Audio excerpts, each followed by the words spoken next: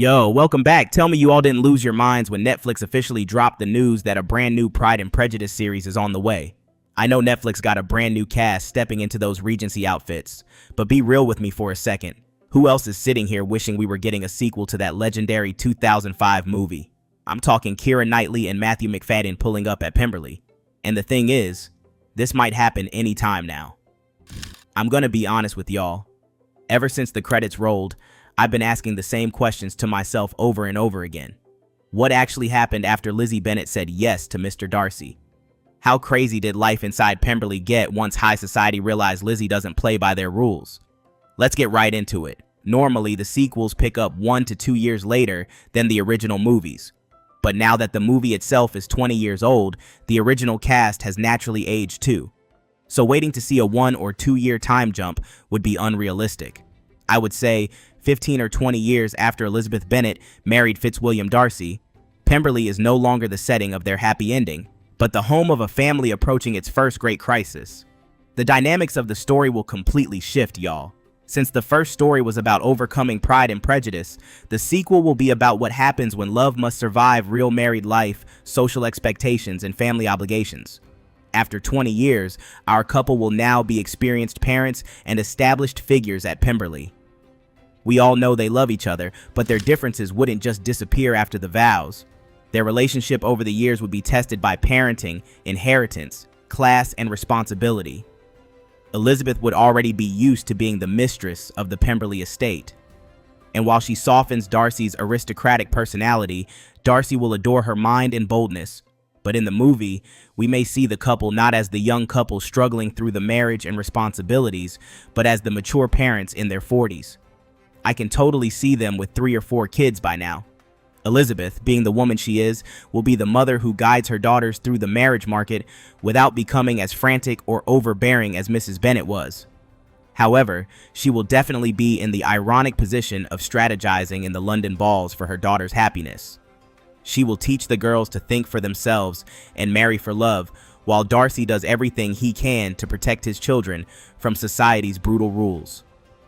The story will likely follow their oldest daughter, inheriting Elizabeth's sharp wit and Darcy's stubbornness, entering her very first London season.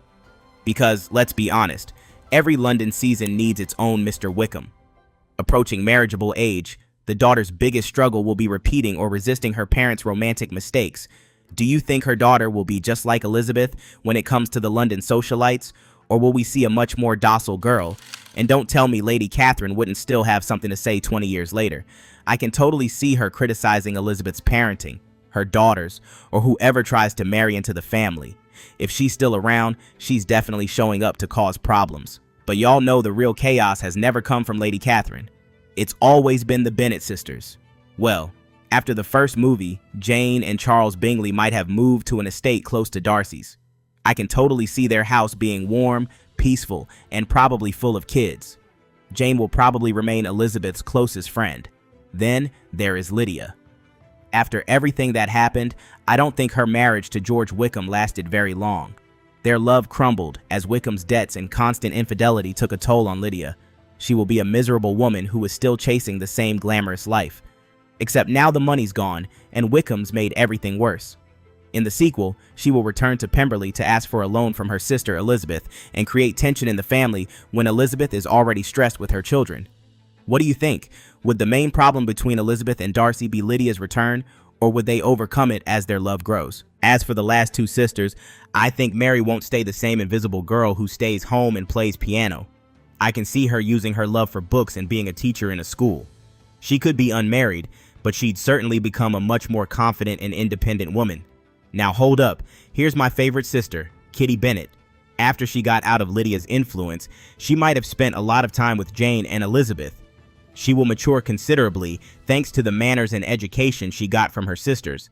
I could see Kitty marrying a middle-class clergyman or a country gentleman from the wider circles of Darcy or Bingley. She will be a grateful mother after seeing Lydia's plight. Which Bennet sister do you think will cause the most drama in the sequel? Do you think Lydia will be the main villain of the story? And before I forget, I'd honestly love to see Georgiana too. I can picture her happily married with kids of her own, still incredibly close to Elizabeth after all these years. As much as I'd love a sequel to the 2005 movie, Netflix is actually giving us a brand new adaptation by Dolly Alderton instead. We're getting Emma Corrin as Elizabeth Bennet and Jack Lowden as Mr. Darcy. I'm definitely hyped to see what Emma and Jack bring to the table for a new generation. And honestly, that's a pretty stacked cast. But man, deep down, nothing will ever replace that 2005 movie energy with Keira Knightley and Matthew McFadden. At the end of the day, whether it's the new Netflix series or a sequel to the 2005 movie, the Pride and Prejudice universe is staying alive and well. What's the first storyline you'd want to see in a sequel? And are you riding with Emma Corrin and Jack Lowden in the new series? Drop your thoughts in the comments below. Click the video that pops up on the screen to catch up on updates for the new series. I'll see y'all over there.